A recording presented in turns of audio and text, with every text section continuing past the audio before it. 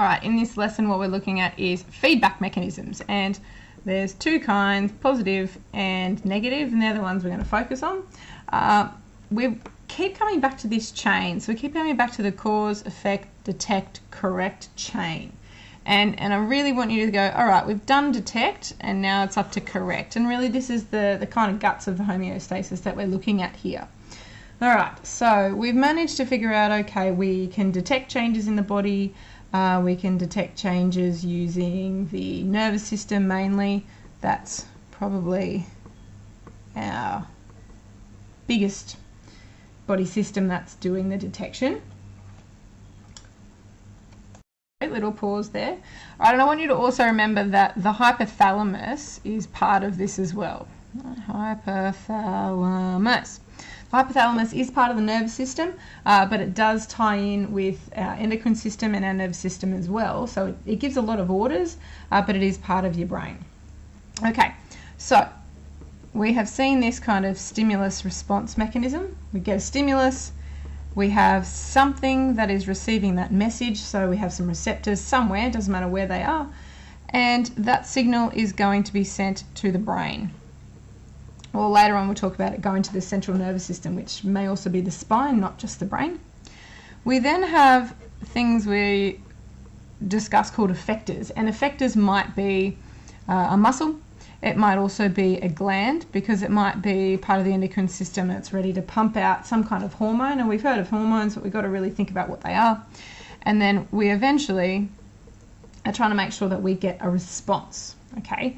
And feedback mechanisms, both positive and negative, are there to correct imbalances, all right?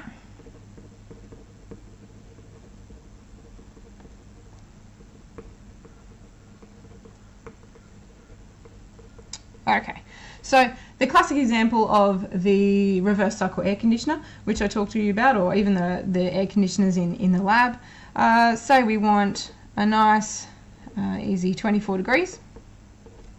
And we know that, okay, on a hot day, we can all come in after lunch, and the temperature is going to rise, okay? The more people you put in the room, their body temperature adds to it. We've also opened the door, we've let the heat in, and let's say it rises to about 29 degrees. That's not an ideal temperature to have a classroom at, so we can't really do anything about that, but the air conditioner has to start working twice as hard in order to lower that temperature again, right? So it wants to go back down again. Flip side of that is there's no one in the room. The temperature can actually decrease quite steadily. Sometimes I can come in the morning and it's 21 degrees and it's quite cold. And then what it needs to do, as I switch it on, is say, you know what, temperature in the room's too cold. Can you please warm it back up to its ideal temperature? That in itself is a negative feedback mechanism, right? It's the kind of idea that we understand. It is trying to correct. If it goes up, we want to bring it down. If it goes down, we want to bring it back up again.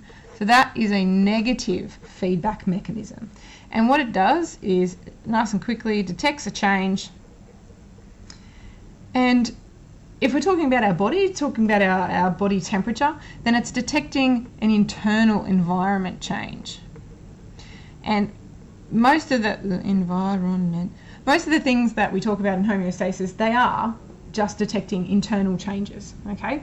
So we're detecting an internal environment change and we are trying to correct it back to a steady state. And knowing that I've written steady, but we always talk about that dynamic equilibrium. It's still going to have a little bit of that fluctuation. It's really difficult to just get one simple, like even this 24 degrees, it's going to be up and down. It will fluctuate as everything does, and it's going to be the same thing with the body. All right, so that's one, but we need to know what positive ones are, okay? So we've done our negatives. They're kind of our circular ones, right? But we need to know what positive feedback mechanisms are. And if we think about positive, this is kind of a different way of thinking about it. It's not our traditional fix everything and it goes back to normal. This is almost the opposite. Even though it is a normal body response, it seems like it's counterintuitive. All right, so when we have positive feedback, this is about an escalation. It's about amplification of a stimulus response, right? So we've seen some kind of stimulus, the body is responding, but it's actually escalating it almost too much, right? So if you think of a negative feedback loop as that, right? It goes down, it's coming back up, or it goes up and it's going to come down.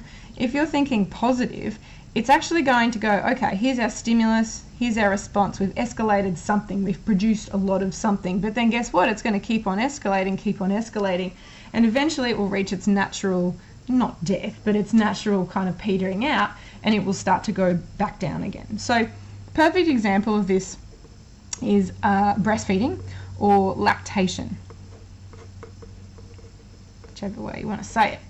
Now, when you get pregnant, your body knows it has to prepare that lactation or that milk for the baby, right? So what happens is your body, not yours, will start producing prolactin, okay? It's a hormone that will start allowing that milk to be produced in the breast tissue.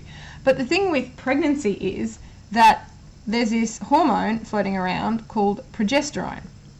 And progesterone is there because it's keeping the lining of the uterus in there to help the baby grow. But progesterone directly works against prolactin, and it says, right, while we've got the baby there, we're not really going to produce any milk, okay? However, as soon as birth happens, as soon as that baby is out, the progesterone drops, which allows the, I should say progesterone, and allows the prolactin to increase quite significantly, okay? The body knows, right, baby is out, that means it needs to produce milk. Now, prolactin is needed until the baby doesn't need to have breast milk anymore, right? So the body is actually stimulated further by the suckling. So if the baby is going for the breast milk, the body goes, oh, it's still needed, we're going to keep producing it, and it keeps producing it. But the problem with that is stopping, right? To stop a positive feedback loop is often very difficult. And if we think about the breastfeeding situation, that's like saying, okay, the baby is going to stop being breastfed now, and that means the mother has to stop breastfeeding, but the body's still producing milk. And so it's often quite painful for women to keep producing milk and the baby's not drinking it. So the woman actually goes through quite a bit of pain because her body is continually making that milk and it doesn't quite get the message yet to stop. They often call it a natural resolution though. Natural resolution. Right, so the body figures it out eventually and then stops, okay? There's fewer examples of positive feedback loops than there are negative. We can understand that, okay? This is the ebb and the flow of backwards, forth, but this positive one of escalation often is really, really difficult. And you often have to think of, say, I know fever is a great example of a positive feedback mechanism. Your body is trying to heat itself to a point where it can kill off the bacteria or, whatever is in the system. And eventually, you may have heard the term, the fever will break. And eventually that's saying it's going to get to that point where it's satisfied. The body is satisfied, yes, this is an appropriate temperature. We're not going to start melting all our proteins, but we are going to kill off whatever is in our system that's causing the problem. And the body then starts to reset. Okay, so very, very different concepts here with our positive and our negative. And positive examples are extremely different to our negative ones as well. So we've got to make sure we understand the major difference between those two.